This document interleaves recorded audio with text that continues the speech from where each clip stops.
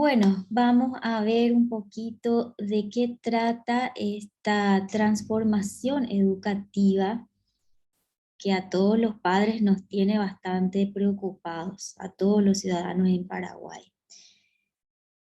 Y voy a mostrarles algunas documentaciones y todo lo que se fue llevando adelante durante este proceso que tiene aproximadamente unos 3 años.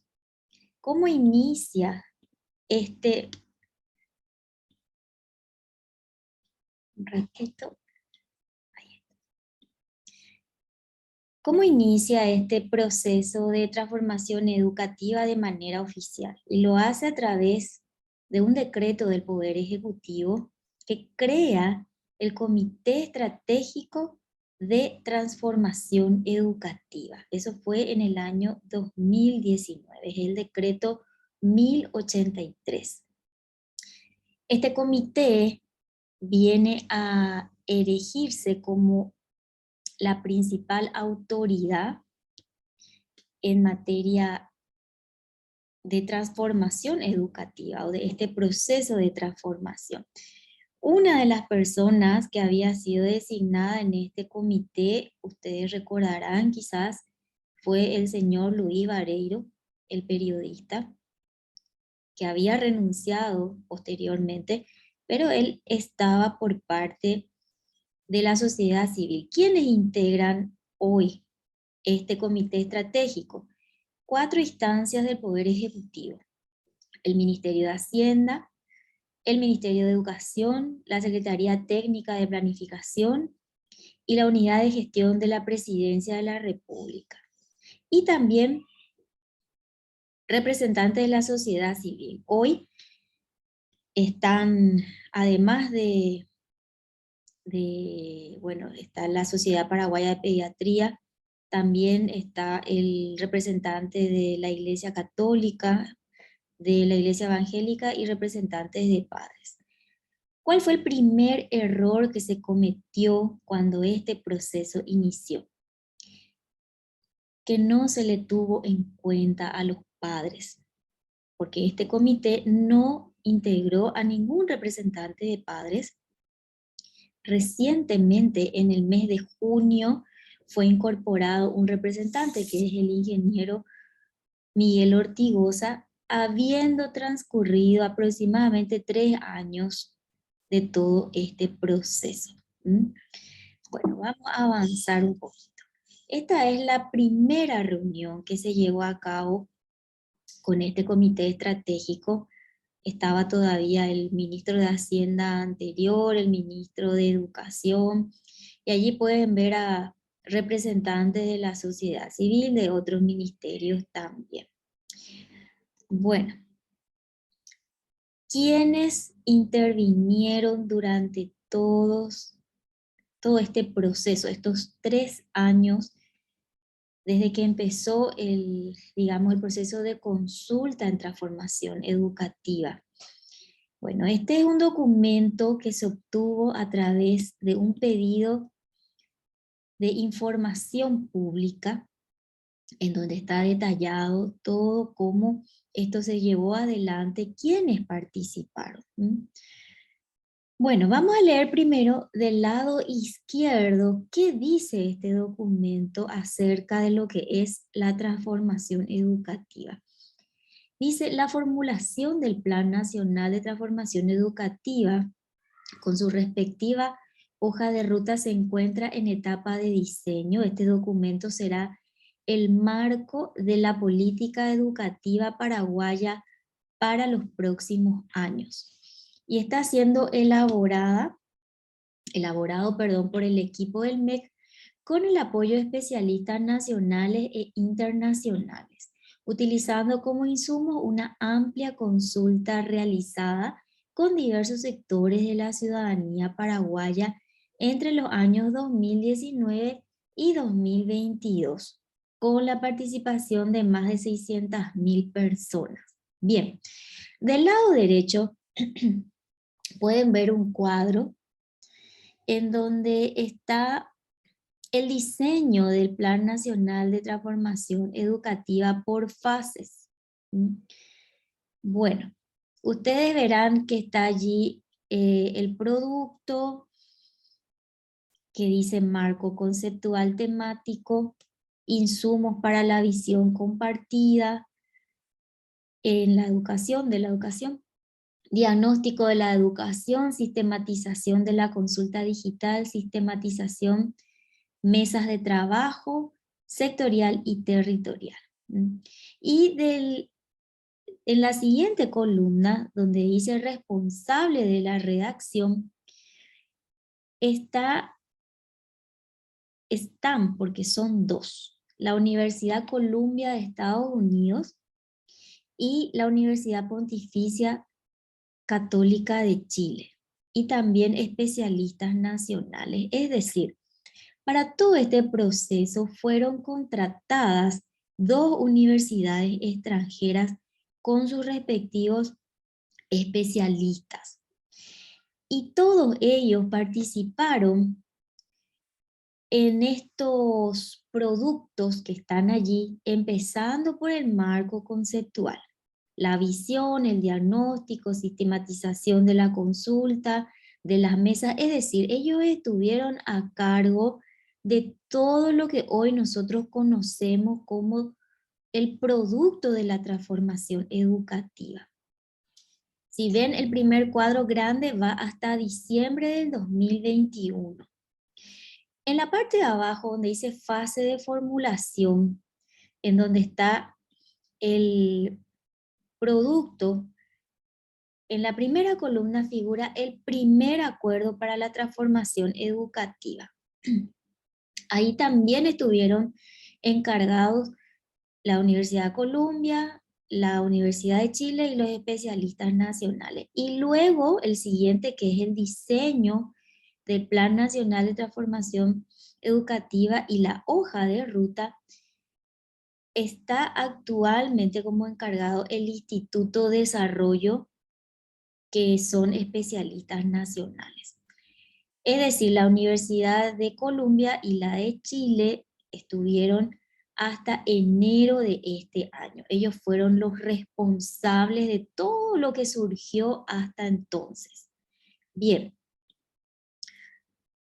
vamos a ver un poquito qué más nos dice este documento. En este documento nos cuentan también cuánto se llevaron estos especialistas por hacer ese trabajo.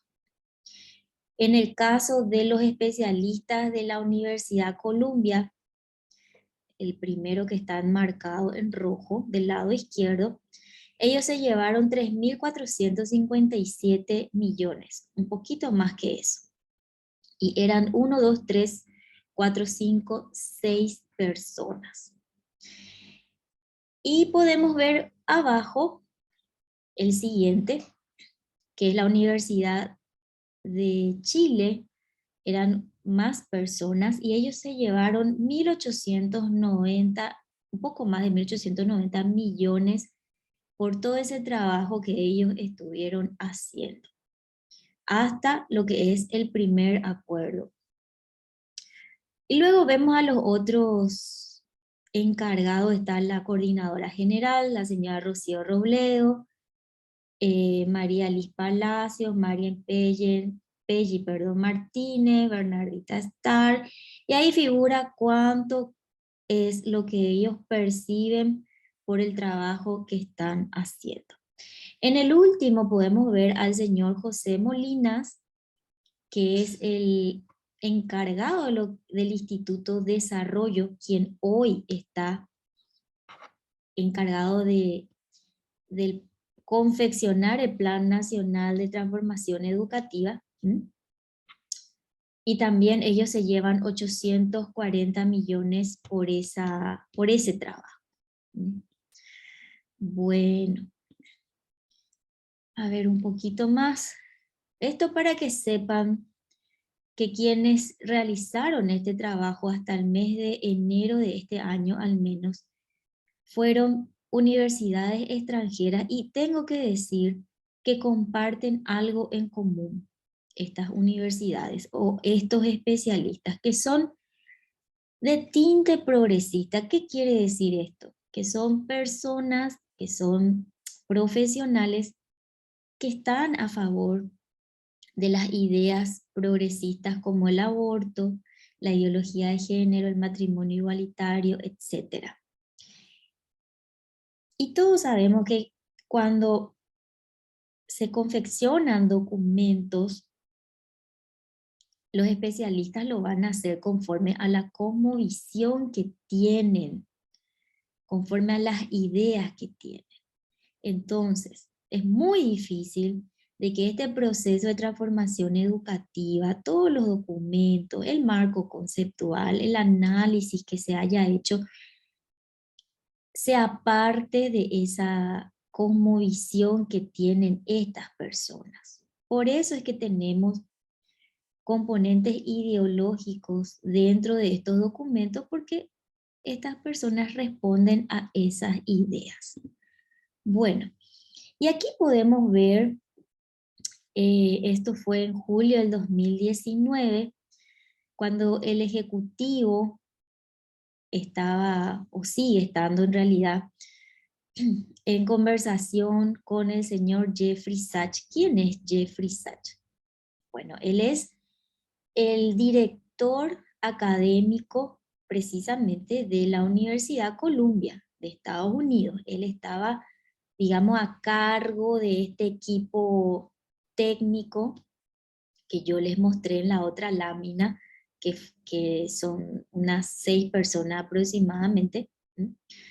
Bueno, y aquí él hablaba acerca de cómo se debe llevar adelante el proceso de transformación educativa. Él dice, los avances en el aprovechamiento del potencial energético del país, el proceso de transformación de la educación paraguaya, así como el cumplimiento del Objetivo de Desarrollo Sostenible, son algunos de los temas que aborda el Poder Ejecutivo encabezado por el presidente.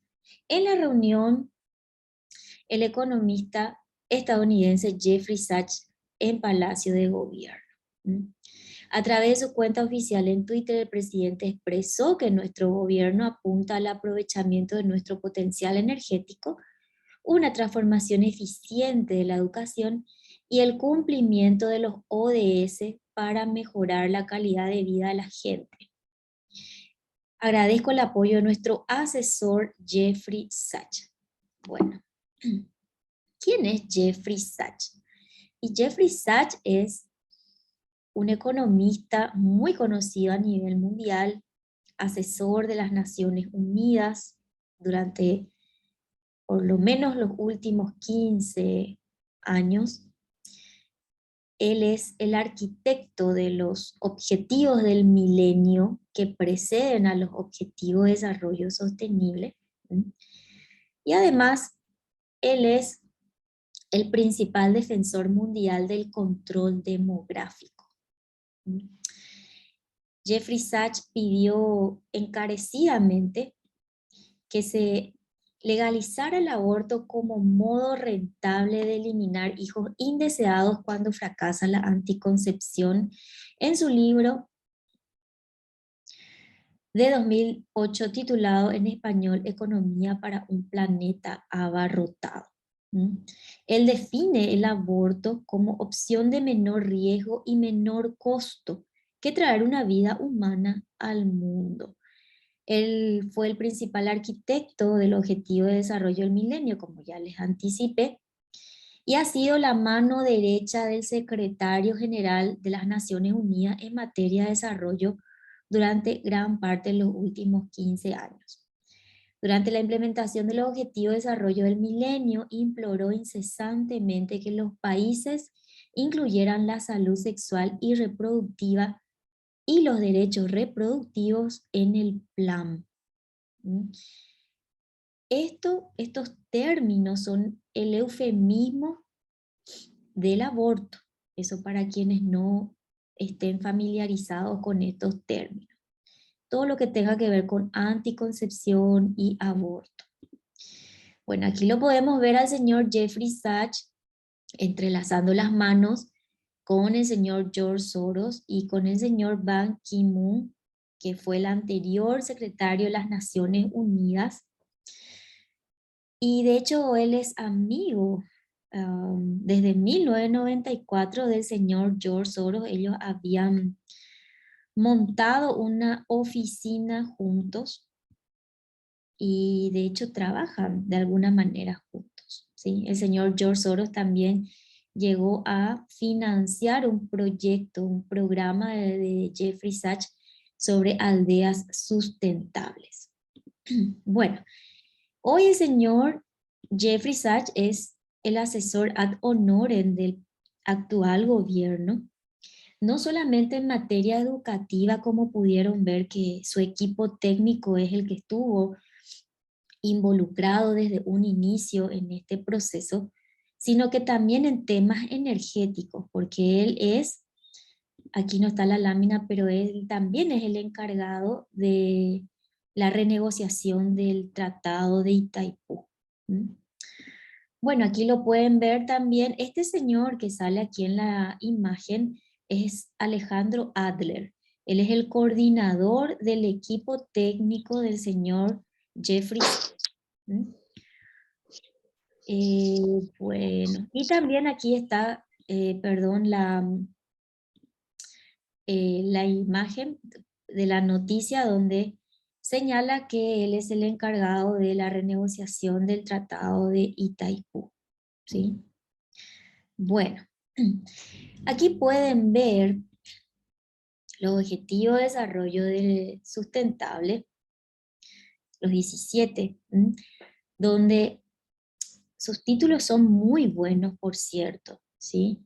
Pero cuando uno empieza a analizar de qué tratan estos objetivos y sus metas, y además empieza a verificar otros documentos, como por ejemplo los programas de acción de las Naciones Unidas que fueron adoptadas en cumbres específicas, como por ejemplo la cumbre del 92, que es la cumbre de Río, donde ellos adoptaron un programa de acción que se llama Programa o Agenda 21.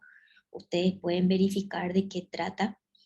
En ese programa ellos establecen de que si no se reduce la población, no habría ninguna oportunidad de desarrollo. Es decir, hay que controlar y reducir y también intervenir en todas las áreas del ser humano.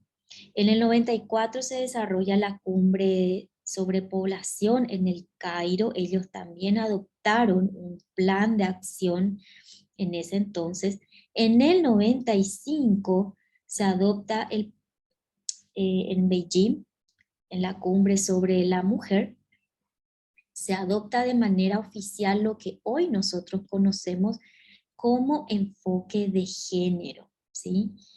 Y así en el 2000 también se adoptó el programa de acción de los objetivos del milenio y en el 2015 los objetivos de desarrollo sostenible, ¿sí? Bueno, estos objetivos de desarrollo sostenible vienen a ser la recopilación de todos los programas anteriores de las Naciones Unidas. Aquí juntaron todos estos paquetes, todos estos programas, y este es el resultante de eso.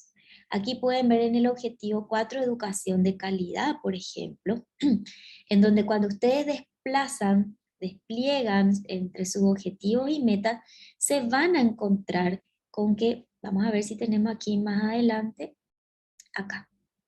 En el 4 habla de garantizar una educación inclusiva, equitativa y de calidad y promover oportunidades y aprendizaje durante toda la vida para todos. Pero vamos a ver en uno de los puntos que sería el 4.5.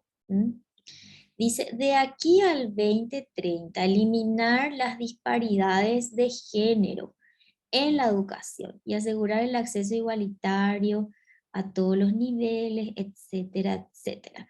Hoy considero que ya todos conocemos de qué trata el género.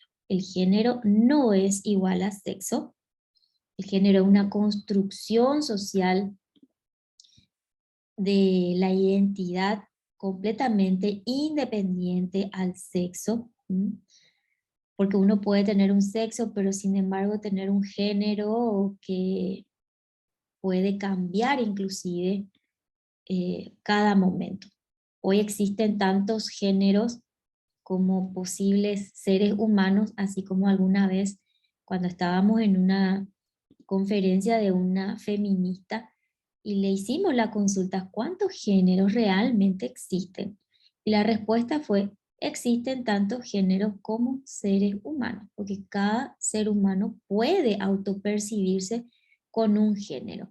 Aquí podemos ver en la igualdad de género, en el punto 5.6, dice lo siguiente: asegurar el acceso universal a la salud sexual y reproductiva y los derechos reproductivos según lo acordado de conformidad con el programa de acción de la Conferencia Internacional sobre la Población y el Desarrollo, la plataforma de acción de Beijing y los documentos finales de sus conferencias de examen. Bueno, aquí está donde yo les estaba diciendo de que adoptan el programa de acción o adoptaron los programas de acción que se desarrollaron en las distintas conferencias. Aquí hace mención a la conferencia sobre población que fue en el 94 y la plataforma de acción de Beijing que es la del 95,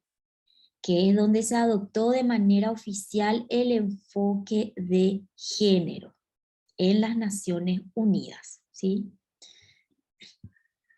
Luego habla de aprobar y fortalecer políticas acertadas y leyes aplicables para promover la igualdad de género y el empoderamiento de todas las mujeres y las niñas, etcétera, etcétera.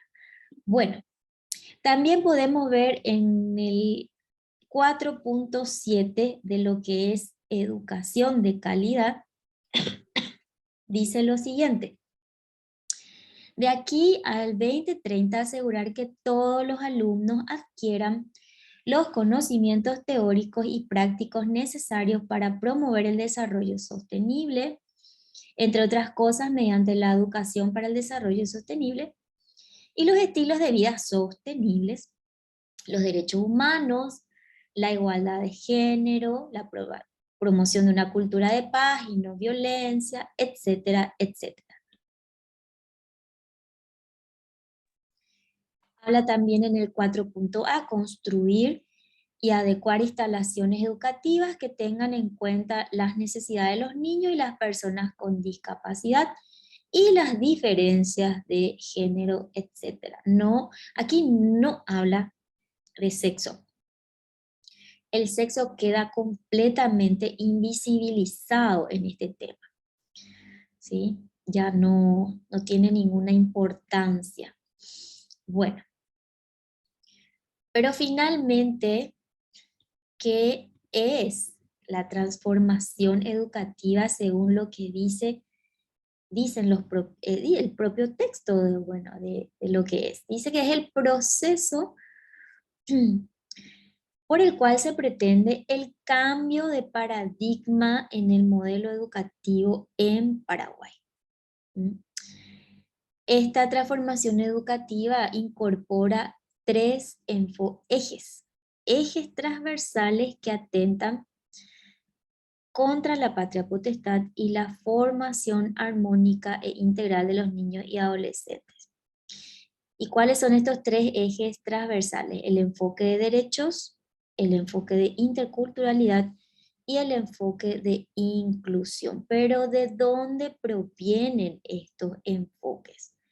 Bueno, vamos a ver cuál es el documento.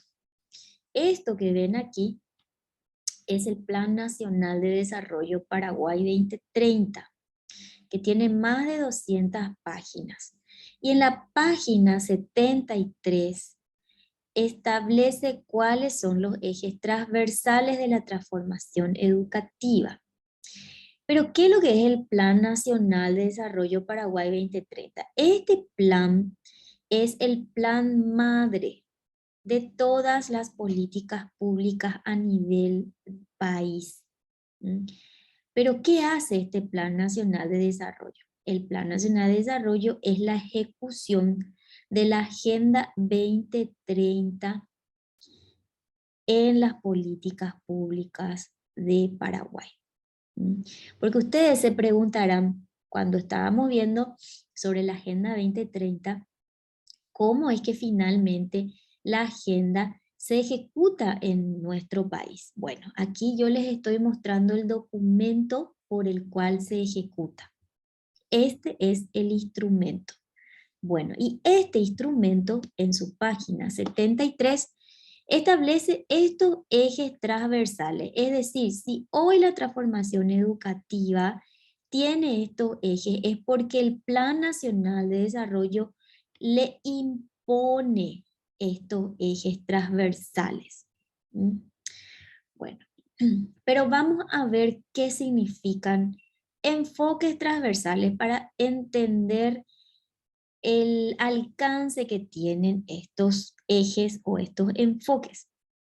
Los enfoques consisten en principios, concepciones o valores que se asumen como importantes e ineludibles para el desarrollo de cada una de las acciones del Estado. Voy a volver así: principios, concepciones o valores importantes e ineludibles. Bueno, es- esta es la importancia que tiene un enfoque transversal.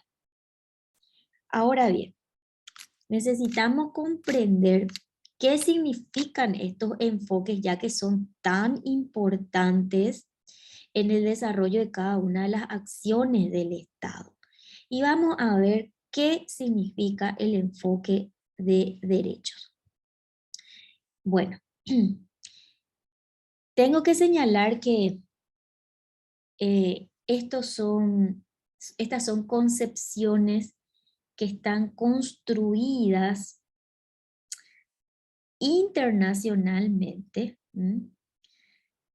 Y en este caso en particular, este es un documento de más de 500 páginas de la Comisión Económica para América Latina y el Caribe, que es la CEPAL, que es un organismo de las Naciones Unidas para América Latina.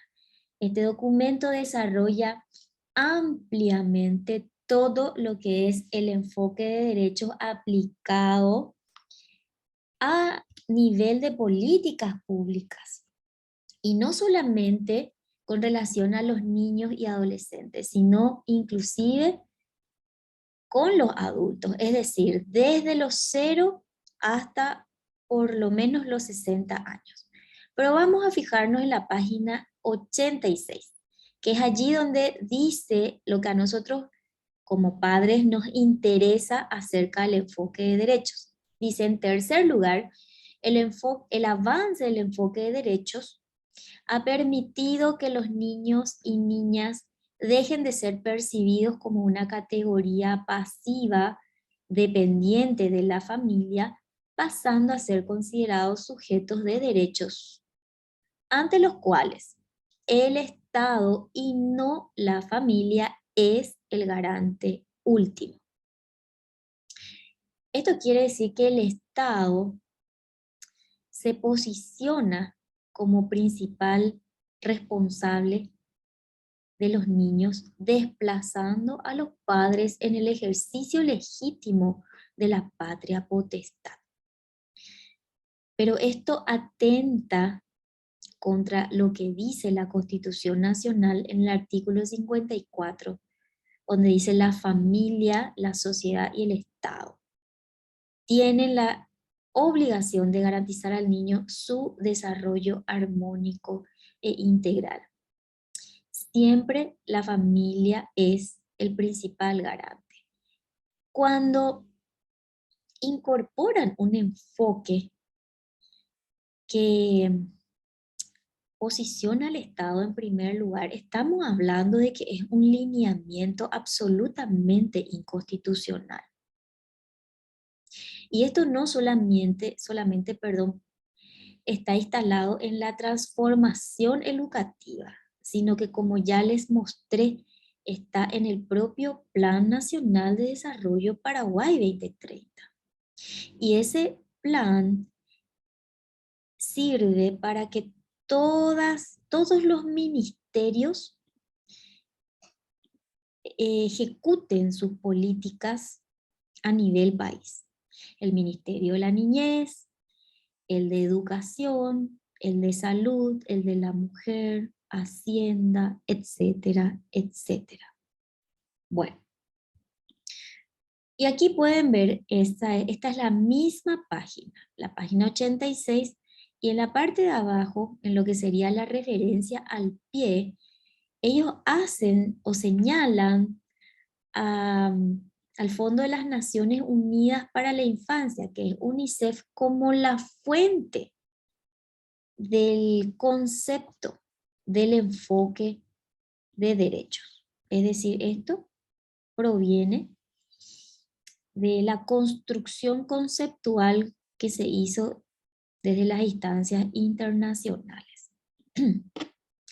Pero a modo de complementar y de realmente comprender el alcance de esto, vamos a ver esta guía sobre el enfoque de derechos de las niñas, niños y adolescentes, de una iniciativa regional que se llama Vuela Libre, en el que se encuentran inclusive adheridas organizaciones que trabajan con niños y adolescentes del Paraguay, como CEDIA, Calle Escuela y otros.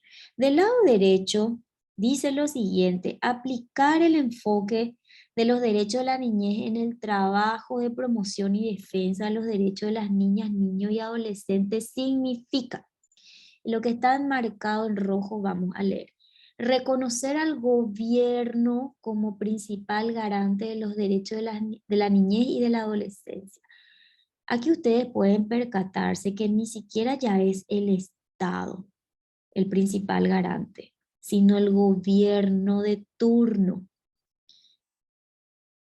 Quiere decir que si esto se aplica a nivel de Paraguay actualmente, quien sería el principal garante de nuestros hijos es el señor presidente Mario Abdo Benítez, porque él es el que encabeza el gobierno.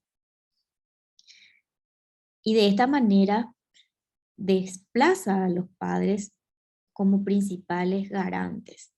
Vamos a ver un poquito más abajo lo que está en rojo, dice: aplicar la perspectiva de género para generar condiciones y soluciones incluyentes para niños, niñas y adolescentes. Es decir, el enfoque de derechos va de la mano del enfoque o perspectiva de género.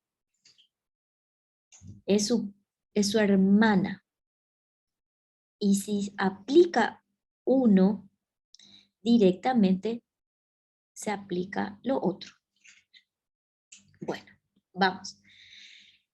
La transformación educativa, como ya les mostré en el documento, tenía fases, y el primer documento que salió resultante aparentemente de las consultas que se dieron a nivel país fue el primer acuerdo. Este primer acuerdo,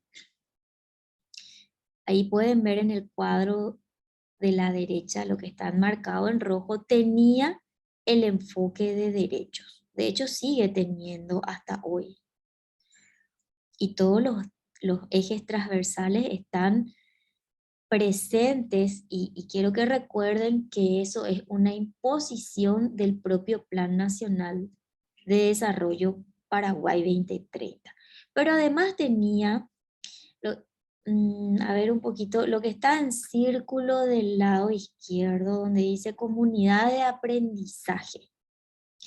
Bueno, nuestra Ley General de Educación, la 1264, establece lo que se conoce como comunidad educativa. La comunidad educativa está integrada por los padres, los estudiantes, los directivos, los profesores. Ahora bien, cuando vamos y verificamos de qué trata la comunidad de aprendizaje, que es lo que está aquí en circulito, nos encontramos con que, por ejemplo, significa que se pueden incorporar a la educación o a la enseñanza de los chicos cualquier actor social. ¿Mm? Es decir, la comisión de barrio, comisión vecinal, la organización X, cualquier persona, toda la comunidad se puede involucrar y se halla al mismo nivel que los padres, que los profesores, que los directores. Y voy a dar un ejemplo acerca de cómo esto se ejecuta. Quizás algunos habrán visto videos o fotos donde en países como en Canadá o en Estados Unidos van estas comunidades o grupos de drag queen, todos vestidos de manera bastante llamativa, y van y leen unos cuentitos a los chicos en las escuelas, especialmente a los más pequeñitos. Y ustedes se preguntarán, pero ¿cómo esto es posible? ¿Qué es lo que, cómo es que estos pueden entrar y leer? Bueno, un ratito vamos a...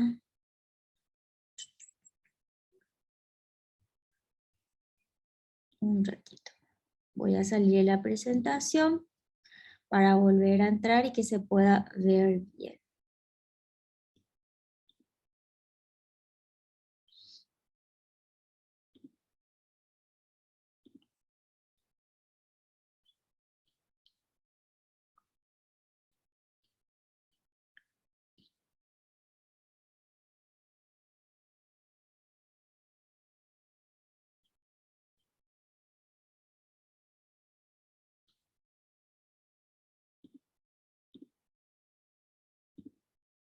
Permiso, mientras tanto, los que están ingresando, ingresaron después, pueden ingresar al formulario online para completar sus datos mientras que la doctora Charla sigue realizando su presentación. Gracias, Adriela. Lo que sucede es que a veces ingresan personas que no están muy de acuerdo con lo que vamos exponiendo y se ponen a pintar la pantalla. Solamente por eso tuve que salir. Les estaba diciendo que en eso consiste las comunidades de aprendizaje. Bueno, esto fue incorporado en el primer acuerdo. Y la gran pregunta que todos nos hacemos es, ¿cómo es posible que el resultante de todas las consultas y los aportes que se hicieron a nivel nacional, de eso surja como iniciativa la comunidad de aprendizaje? ¿Quiénes fueron los que propusieron esto? Y la respuesta obvia es que ningún padre propuso. Y ahí es donde entendemos que esto proviene de un enlatado que son lineamientos internacionales que no surgen de la voluntad del pueblo paraguayo, porque además es completamente diferente a lo que nuestra ley establece acerca de lo que sí es la comunidad educativa, que sí es legal. ¿Mm? Sin embargo, la comunidad de aprendizaje no tiene nada que ver con lo que los padres de familia han solicitado. Bueno, yo les voy a mostrar aquí que estos lineamientos de los que estamos hablando, estos ejes o enfoques transversales, ya se hallaban o se hallan actualmente en lo que se conoce como la Política Nacional de Niñez y Adolescencia, o POLNA, 2014-2024. Es decir, esto está vigente actualmente. ¿Mm? Y aquí en la página 20 están los enfoques de la POLNA. Y pueden ver ustedes ahí el enfoque de derechos, el enfoque de género, ¿sí? Esto está presente ahí. El enfoque de interculturalidad y el enfoque de inclusión. Yo agrandé un poco más el enfoque de interculturalidad del lado derecho, porque quiero que observen, que lean de qué trata. Y esto voy a volver a mostrar es la Política Nacional de Niñez y Adolescencia actual. Dice lo siguiente, enfoque de interculturalidad. Se considera que la diversidad cultural es un elemento constitutivo de la sociedad. Se refiere a la riqueza cultural y las características de los grupos étnicos, lingüísticos, inmigrantes, campesinos, urbanos, orientaciones sexuales diversas y afrodescendientes. Es decir, los grupos de orientaciones sexuales diversas, que son los LGBT, son considerados grupos culturales, ¿sí? Y continúo en la lectura. Tienen relación con la comunicación e interrelación entre culturas distintas. Lo esencial del enfoque de interculturalidad es asegurar que las diferencias no se conviertan en discriminaciones y que además sean, aquí quiero que presten atención, sean reconocidas y aprovechadas como fuentes de saber, de pensamiento y de experiencias para la vida. Experiencias para la vida de quienes. Y acá les voy a volver a mostrar. Esta política está dirigida a niños y adolescentes. Por lo tanto, los conceptos, en este caso los enfoques, aplican para ellos. Y los grupos de orientaciones sexuales diversas, según esta definición, deben ser reconocidas y aprovechadas como fuentes de saber, de pensamiento y de experiencias para la vida de nuestros niños y adolescentes. Hoy, las autoridades, cuando se les expone acerca de estos enfoques, dicen que no es así. Inclusive han quitado un glosario en donde lo que han hecho es redefinir estos enfoques. Aunque en realidad cuando leemos ese glosario ni siquiera reúne los requisitos técnicos para ser considerado un glosario. Pero más allá de eso, si lo que pretenden es, a través de esa redefinición, que los padres queden tranquilos, les, les tengo que decir que aunque se redefina eso aquí en Paraguay, sin embargo, lo que va a tener validez siempre van a ser conforme a los lineamientos internacionales y a la hora de ejecutar, esos son los que van a ser válidos. Nosotros nos engañamos al pensar o al intentar redefinir lineamientos que ya vienen trabajados de manera intelectual e internacionalmente. Bueno, vamos a seguir viendo.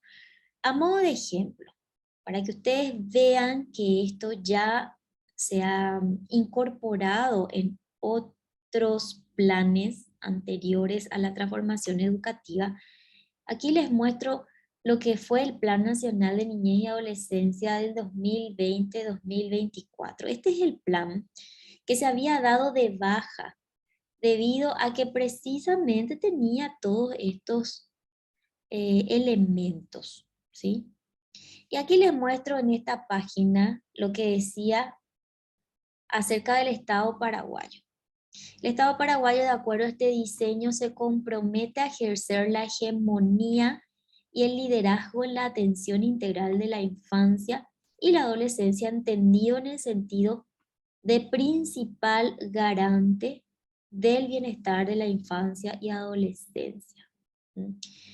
En este plan se establecía como lineamiento general el enfoque de derechos, porque esto que está aquí enmarcado en rojo es el enfoque de derechos, como yo les he mostrado en el documento de 500 páginas, pero que se encuentra en la página 86.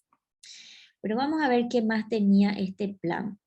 Este plan también tenía los enfoques de derechos, de género, de interculturalidad y de inclusión. Es decir, estos enfoques se repiten en nuestros planes y programas, especialmente en los de niñez y adolescencia. ¿Mm? Es decir, son empaquetados que ya nos traen así y nos imponen a través de las políticas públicas. Y aquí yo les voy a mostrar un material que el ingeniero Martín Núñez muy amablemente eh, nos proporcionó, porque él estuvo haciendo un análisis acerca de los componentes transversales actuales en la malla curricular. Es decir, esto hoy está presente en la malla curricular de nuestros chicos y esto es lo que pretenden cambiar por estos nuevos enfoques que ustedes están viendo, ¿sí? Bueno, vamos a leer cuáles son los componentes transversales actuales. El primero, desarrollo del pensamiento crítico y productivo. Dice, en este nivel los estudiantes afianzan su pensamiento crítico y comienzan a poner en práctica su pensamiento productivo, aprender a emprender, a identificar oportunidades, a visualizar lo que le ofrece el entorno y lo que él puede ofrecer. El 2, educación ambiental y desarrollo sostenible. En el contexto actual, la educación ambiental se vuelve cada vez más prioritaria. Los seres humanos debemos aprender que el desarrollo no debe significar destrucción de la naturaleza, el compromiso con el ambiente y la internalización de la idea del desarrollo sostenible es un compromiso de todos y debe visualizarse en acciones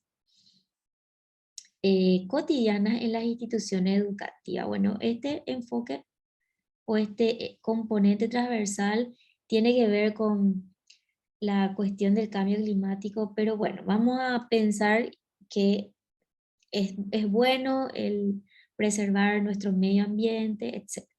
El punto 3, educación democrática. La preparación de las nuevas generaciones para la vida democrática es otro tema que excede las dimensiones de un área académica. Se resalta el valor que puede tener la interacción docente, estudiante en este sentido. Un docente autoritario y que no practica principios democráticos, que no propicia clases democráticas, crearía una contradicción con los objetivos formativos que pretende el colegio con respecto a la educación democrática. La democracia debe traducirse en respeto a los derechos, transparencia, participación, igualdad de oportunidades, honestidad, entre otros valores. Y por último, educación familiar y desarrollo personal. Los temas que involucran a los valores familiares y el desarrollo de la persona trascienden también ampliamente los espacios de intervención de un área académica. El MEC reconoce a la familia como pilar de la sociedad y espacio insustituible para el desarrollo armónico e integral de las personas, hecho indispensable para una vida plena. Estas ideas deben estar en los diferentes espacios académicos en el colegio. Además, el desarrollo personal incluye liderazgo, autonomía, construcción de un sentido de vida, elaboración de un proyecto de vida personal y profesional. Bueno, hoy la transformación educativa, queridos padres, pretende cambiar esto que les estoy mostrando por el enfoque de derecho, el de inclusión y el de interculturalidad o multiculturalidad. Así es que ya tienen idea para dónde va este cambio que quieren dar o este salto que quieren dar en la educación de nuestros chicos. ¿Qué otra cosa este primer acuerdo proponía? Y proponía el reordenamiento del marco normativo. Y este reordenamiento comprende qué cosa: la revisión y la promoción de modificaciones de las normas legislativas vigentes, principalmente la Ley General de Educación, el Estatuto del Educador, la Carta Orgánica, etc. ¿Por qué el afán de cambiar nuestras leyes? Especialmente la Ley General de Educación, que es muy buena, por cierto. En esa Ley General de Educación establece, por ejemplo, que los padres son los principales garantes en la educación de nuestros niños o de los chicos. ¿Mm? Y bueno, para mí la respuesta es de que todo este proceso de transformación o los planteamientos que se dan para la transformación educativa no pueden prosperar a menos que se cambien las leyes, porque las leyes actuales constituyen un impedimento para que eso se pueda ejecutar. ¿Mm? Bien, el segundo acuerdo tiene 9 políticas. Anteriormente tenía 8, pero luego de que los padres reclamaron, incorporaron una política más, que sería la número 9. Pero vamos a ver en qué consiste la política número 1, que habla de modelos educativos bilingües. Lo que está enmarcado en rojo del lado derecho dice lo siguiente: considerando estas oportunidades y el contexto actual de la educación paraguaya, es pertinente implementar líneas estratégicas que contemplen tanto, uno, nuevos modelos curriculares para todos los niveles del sistema educativo.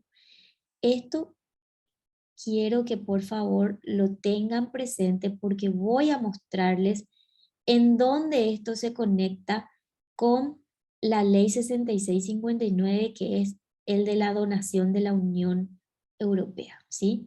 Bueno, entonces política 1 contempla nuevos modelos curriculares. Vamos a ver las siguientes políticas. Aquí está la 3, la 4, la 5, la 6, la 7, la 8.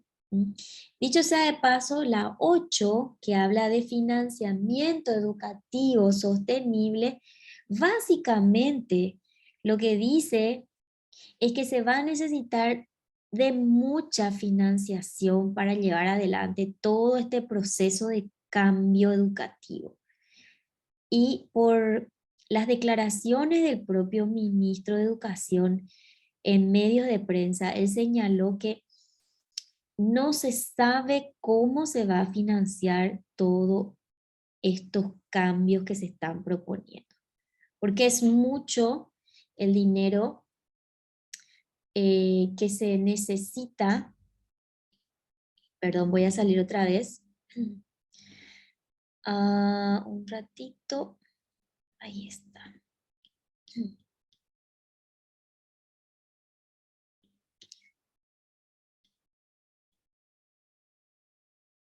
Ahí está.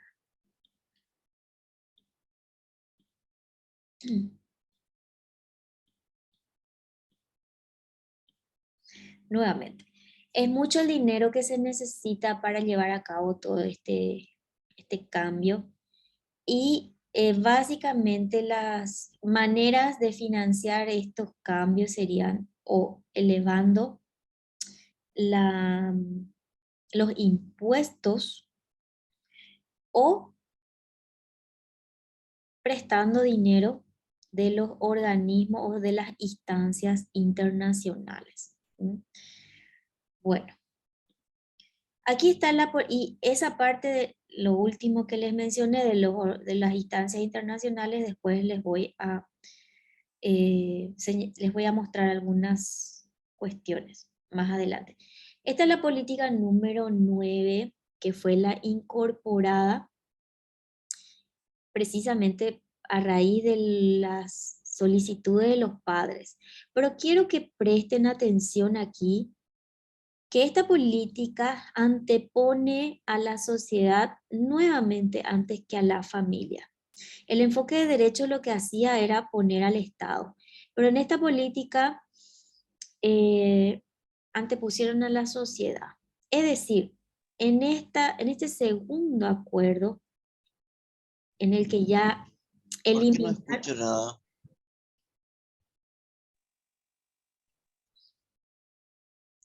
¿Están escuchando? Disculpen. ¿Se escucha? Sí, se Sí, escucha. yo escucho. Se Ok, escucha, se escucha. perfecto. Sí, Bueno, se Escucha escucha. bien. excelente. Quizás el señor tenga algún problemita, por eso no puede. Bueno, vamos a continuar.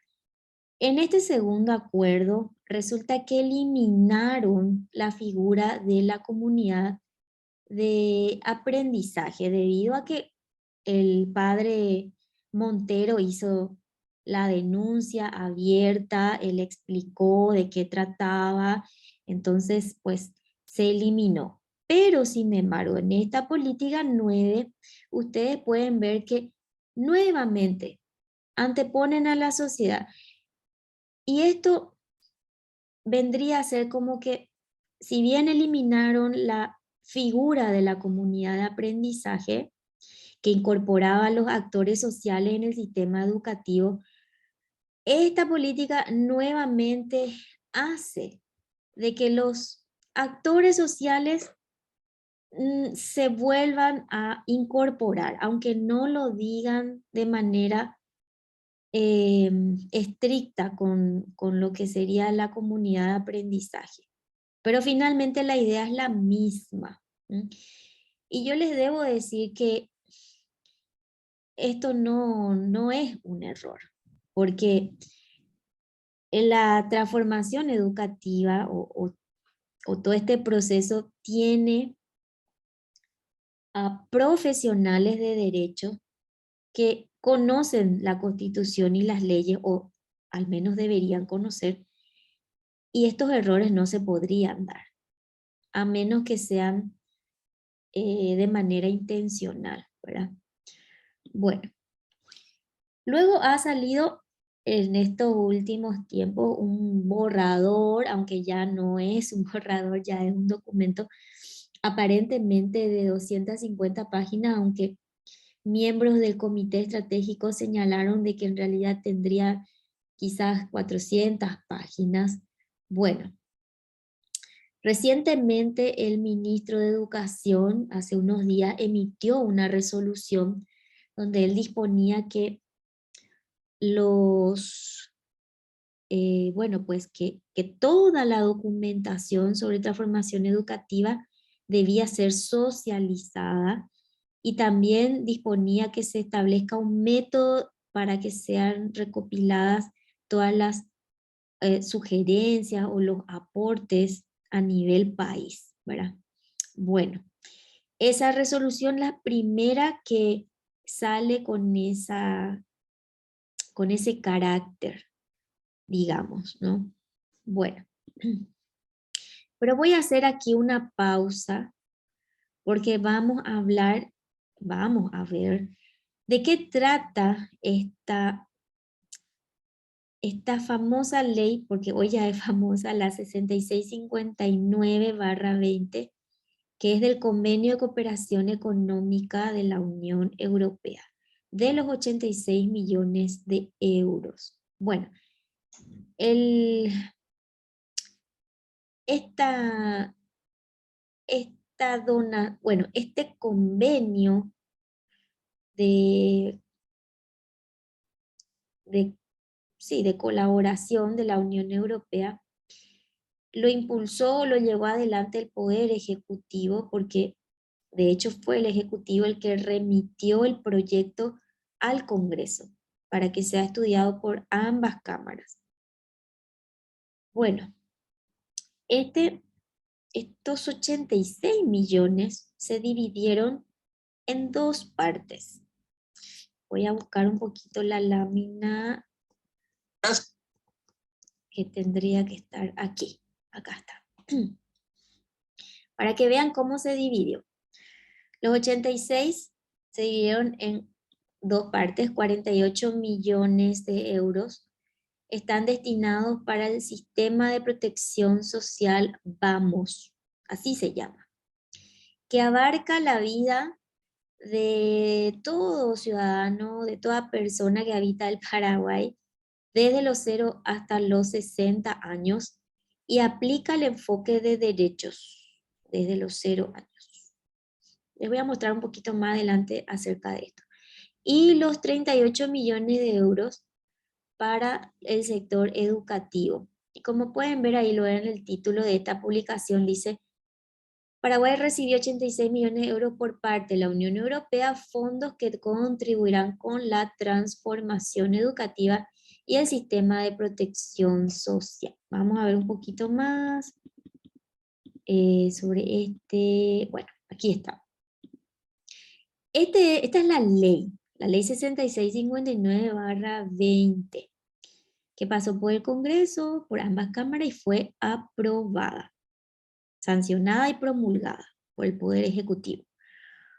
Bien, el título de esta ley dice que aprueba el convenio de financiación entre la Unión Europea y la República del Paraguay para el programa de apoyo a la transformación del sistema educativo en Paraguay. Este programa o esta financiación tiene una duración de 60 meses, es decir, 5 años. Y aquí están todas las cláusulas y condiciones de cómo se va a ejecutar ese dinero. Tiene más de 60 páginas. Bueno, vamos a ver qué nos dice en algunas partes esta ley. Ahí ustedes pueden ver en el título, punto 1, dice apoyo a la transformación del sistema educativo en Paraguay, financiado por el Instrumento de Cooperación al Desarrollo. En el punto 4 habla de Objetivo de Desarrollo Sostenible.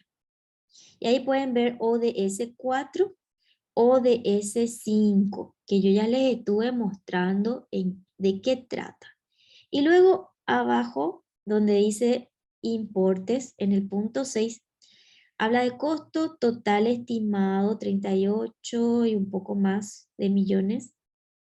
Importe total de la contribución del presupuesto, y ahí desglosa en qué se va a ir.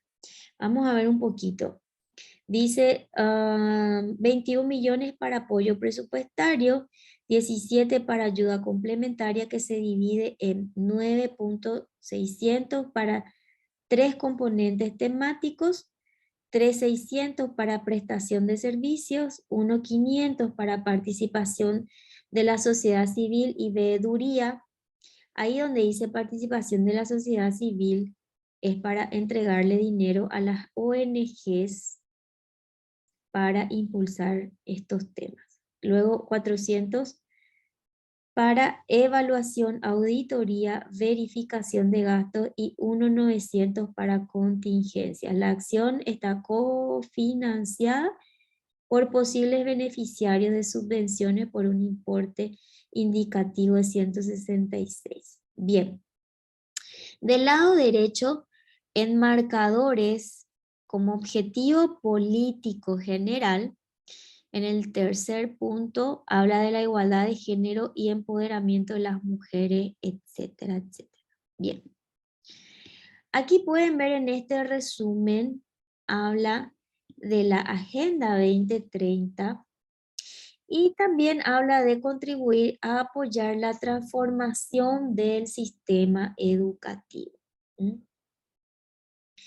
En la parte de abajo, donde está marcado también en rojo, dice también está previsto un apoyo complementario en el marco de esta intervención, que comprende componentes sectoriales, las áreas de resultados del aprendizaje, formación inicial docente y desarrollo de capacidades de educadores. Y educación técnica y profesional y Sistema Nacional de Calificaciones, contrato de servicio, asistencia técnica, participación y supervisión de la sociedad civil. Del lado derecho tenemos, dice, el apoyo presupuestario será acompañado por 3 componentes sectoriales y una asistencia técnica. Ojo con la parte donde dice asistencia técnica. Y abarcará los sectores fundamentales para la reforma educativa que se indican a continuación como componentes. El componente 1 dice, revisión del currículum en todos los niveles y especialidades con ajustes graduales incorporados en el bilingüismo, etcétera, etcétera. ¿Ustedes recuerdan cuando yo les decía que en la política 1 del Plan Nacional de Transformación Educativa estaba el cambio curricular en todos los niveles incorporado con relación al bilingüismo? Usan los mismos términos. Bueno, esta ley de la donación de la Unión Europea está interconectada con esa política 1, pero esta ya está en ejecución. Este dinero ya se está utilizando para cumplir con estos objetivos. Un poco más abajo en el componente 2 habla de formación inicial docente y desarrollo de las capacidades de los profesionales de la educación. Es decir, además del cambio curricular, también el otro objetivo es formar a los docentes, ¿sí? Bueno, vamos a ver un poquito el del lado derecho de esta lámina. Dice currículum para la formación de docentes revisados, aprobados e implementados, incluso para los docentes de zonas rurales. Es decir, además de la formación docente, también prevé, que el currículo para formación docente se cambie. Y luego vemos en lo que está enmarcado en rojo, en la parte de abajo, dice estrategia de formación técnica y profesional de los docentes y currículum, diseñado e implementado, incluido el control de la calificación y la aptitud. Bueno, todo el dinero de la Unión Europea se tiene que destinar a esto que está aquí, todo muy, muy bien. Yo no estoy leyendo todo, esto inclusive ustedes mismos pueden leer con más detenimiento para que tengan idea de qué trata y en qué se tiene que gastar este dinero. Vamos a ver un poquito abajo, no quiero pasar esta lámina, quiero que vean abajo de los segundos que están marcados, hay una parte donde dice asistencia técnica. Dice, además de los componentes sectoriales mencionados, se brindará un servicio de asistencia técnica para apoyar al Ministerio de Educación y Ciencias en la definición, atiendan bien, definición y el diseño de las reformas educativas a título indicativo en las siguientes áreas. Desarrollo de la capacidad institucional a nivel central y descentralizado. Simplificación de los procedimientos de actualización de los reglamentos para el personal docente, fortalecimiento de la capacidad para el presupuesto basado. Bueno, esto continúa, esta es la página 10. Ustedes mismos pueden ver la página 11 y siguiente cómo esto desarrolla. Es decir, la Unión Europea prevé la asistencia técnica para llevar adelante estos cambios, tanto en el currículum como en la formación docente.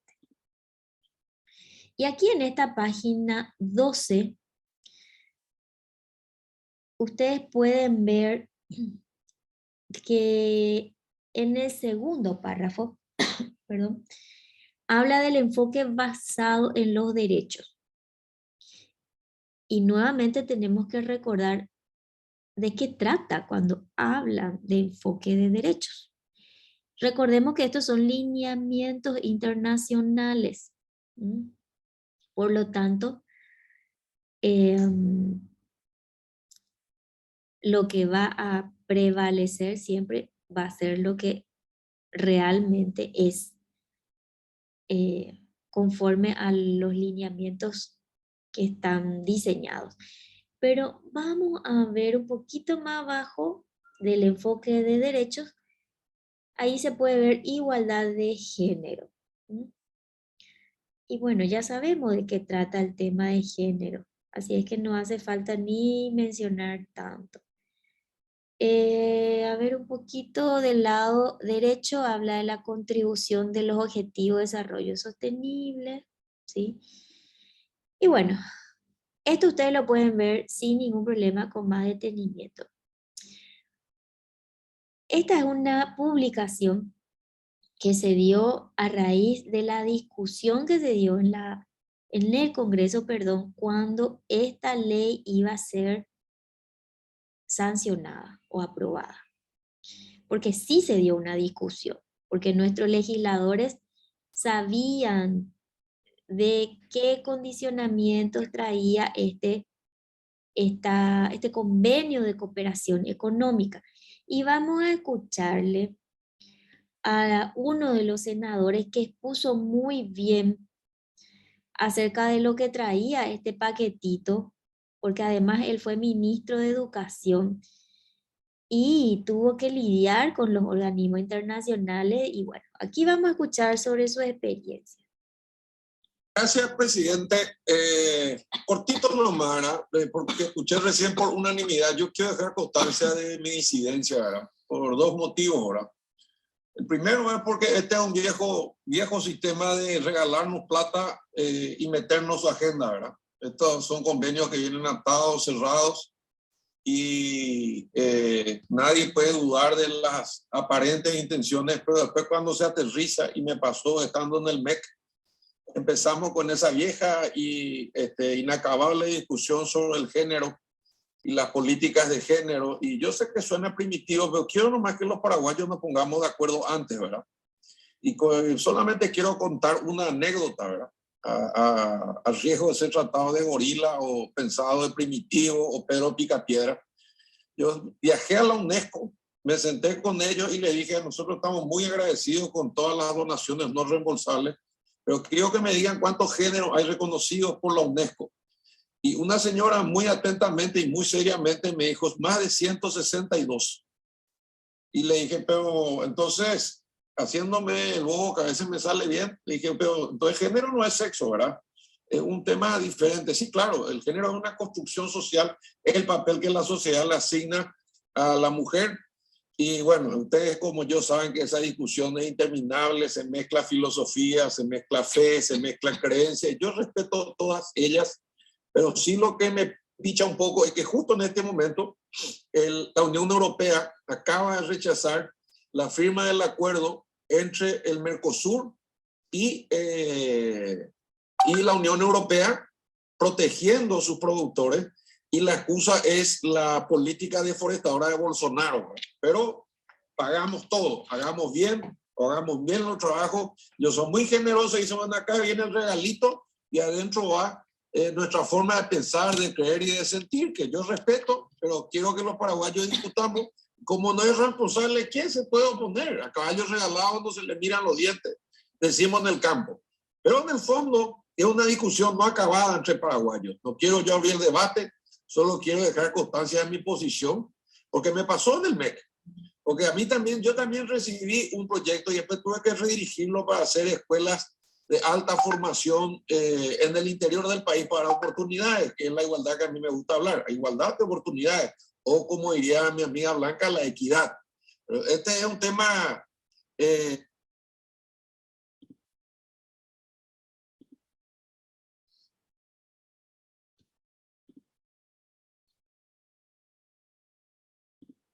es una caja de Pandora, yo sé, ¿verdad? A mí a veces hasta disfruto de estas discusiones porque se interpreta como que es prácticamente primitivo, que creo que solamente las mujeres pueden vivir en la cocina y que los varones solamente somos productores. Y no es así, ¿verdad? Hay mucho más grises en este tema.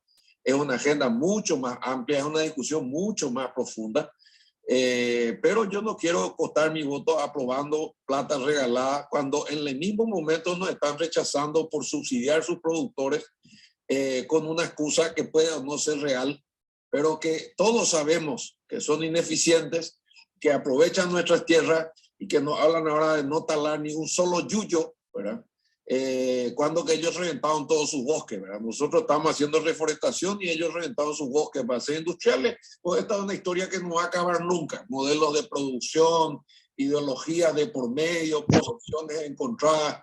Pero dejo sentado mi posición. Hay veces que uno no puede quedarse callado. Es un detallecito nomás para que en el acta del día de mañana no me digan, no, ustedes aprobaron esto. O se aprobó con una amplia mayoría, porque es plata regalada, a nosotros nos viene bien.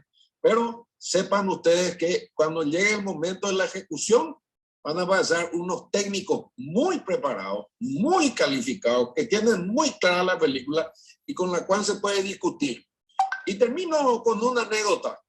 Cuando me dijeron que había 162 géneros, dije yo, o sea que si una sociedad le asigna a un joven el papel de un perro, ¿qué es? Y un transperro me dijo. Yo creí que me estaba tomando el pelo, ¿verdad? Me dijo con toda la seriedad, transperro. Bueno, fantástico. Dije que la libertad llegó a un extremo que a nosotros a veces no es difícil de entender.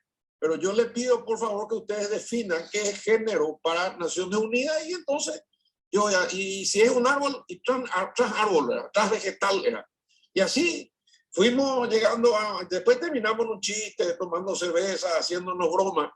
Y yo dejo constancia de esto porque realmente todavía a esta edad uno se sigue sorprendiendo. Y interpreto la sonrisa del doctor Barrio como una aprobación natural a una anécdota que no pretende generar polémica. Repito, pido perdón a aquellos que piensan diferente, pero en mis 10 minutos dejo constancia de mi disidencia. Quiero que nos regalen la plata, quiero que nos pregunten qué necesitamos y quiero que no nos condicionen los préstamos que nos entregan cuando nos regalan la plata. Eso no quería decir.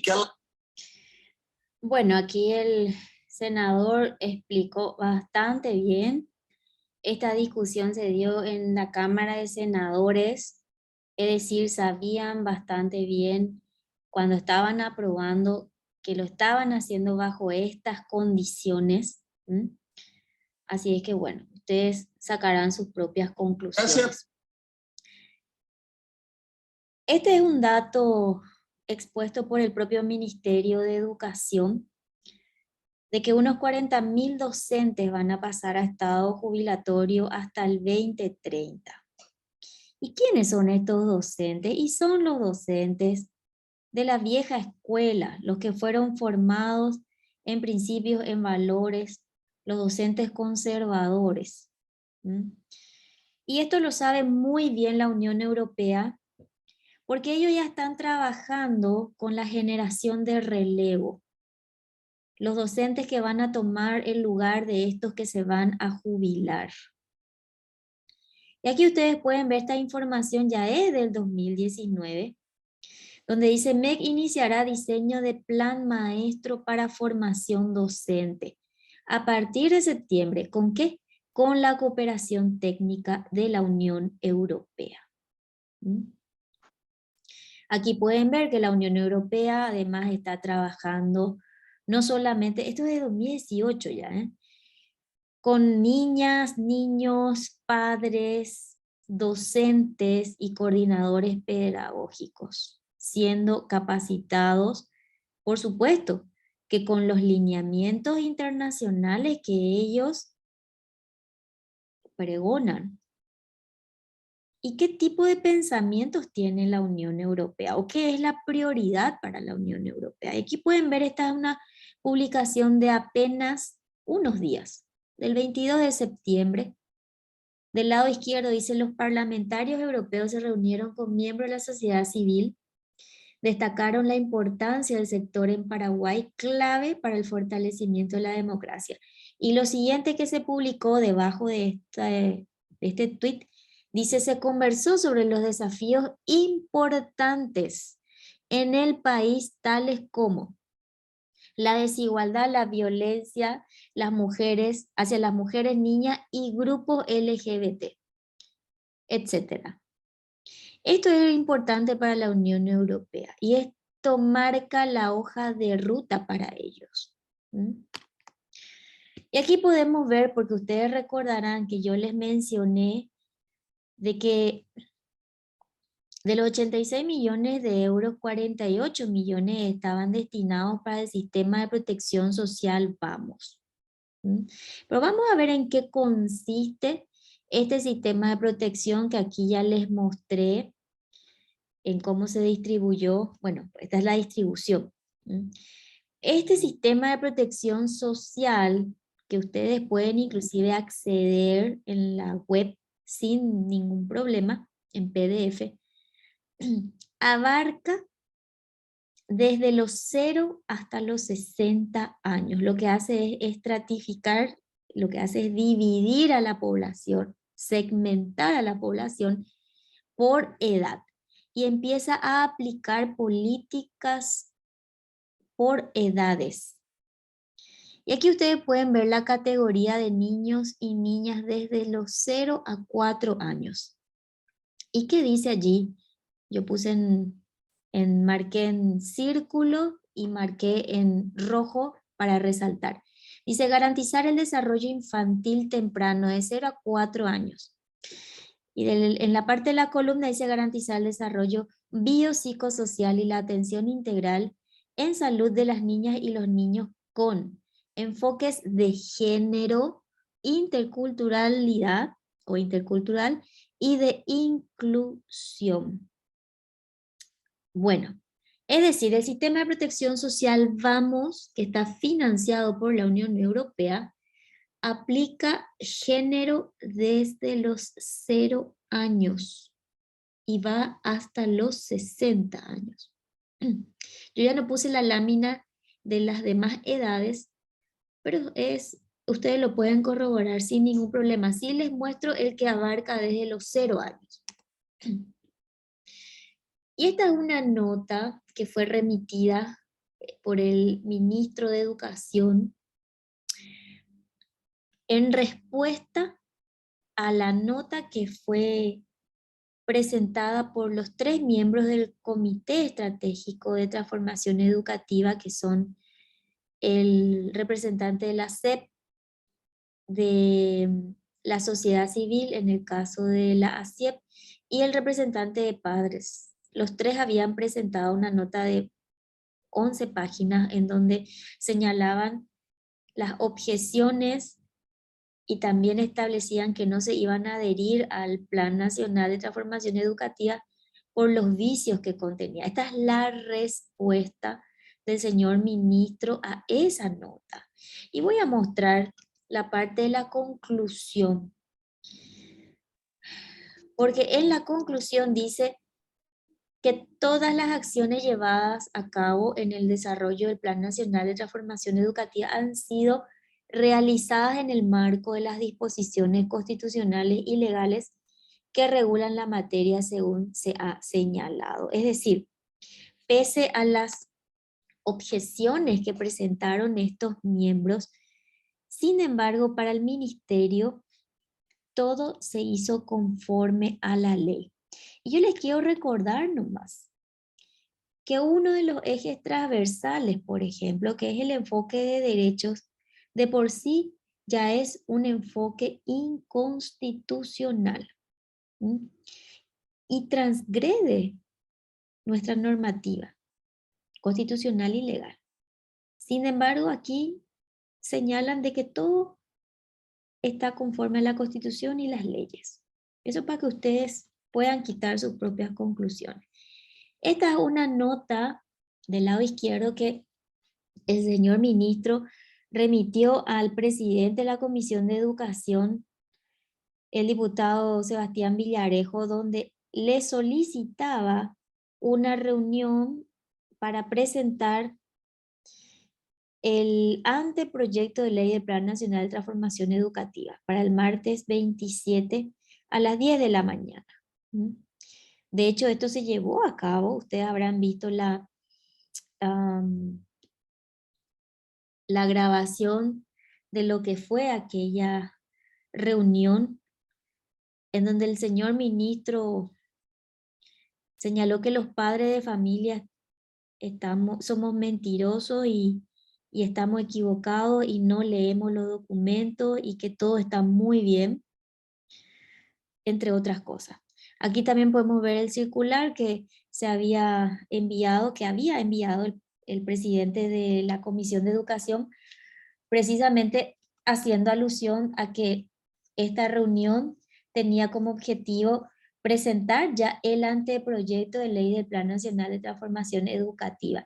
Y esto pese a que 3 de los miembros de la sociedad civil, entre ellos el que está en representación de los padres, habían presentado sus objeciones. Es decir, el señor ministro iba a ir al Congreso ya para presentar ese anteproyecto de ley. Bueno,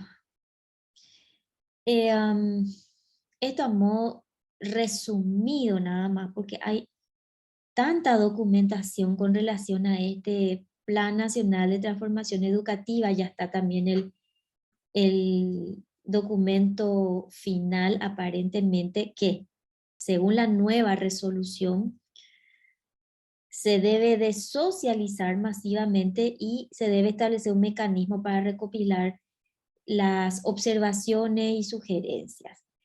Bueno, ¿qué tan probable es de que, conforme a cómo se llevó todo este proceso durante estos 3 años, qué garantías existen para que lo que ahora se va a recopilar nuevamente realmente sea tenido en cuenta? Esa es la gran pregunta que creo que cualquier ciudadano o padre de familia hoy se estará haciendo. Si todo lo que se propuso en los foros, en las consultas, y que no fueron tenidos en cuenta en los documentos que se fueron presentando durante estos 3 años, ¿qué garantías existen de que esto sí se va a tener en cuenta ahora? Más bien la conclusión es de que esto es un empaquetado que nos imponen, y más bien el proceso de consulta vendría a ser como una suerte de validación para que finalmente se diga de que todos estuvimos de acuerdo, pero que realmente no es así. Y también se puede ver de que ya hay una donación, hay un dinero que hoy se está ejecutando de manera paralela a este proceso de consulta para ya generar esos cambios que nos consignan en estos documentos, ¿verdad? Y que empiezan, perdón, por la formación docente y por el cambio curricular. Y en eso están colaborando de forma directa los técnicos de la Unión Europea. Y esto es lo que estas son las bases que se están sentando finalmente para que en algún momento pueda llegar a las aulas de nuestros niños y adolescentes. Porque primero tienen que ser formados los educadores, para que los educadores a la vez puedan eso enseñar en las aulas, ¿sí? Bueno, de mi parte, esto es lo que quería mostrarles. Espero que les haya servido para aclarar un poquito más acerca de este proceso. Y si tienen consulta, pueden escribir en el chat para que se pueda leer la consulta.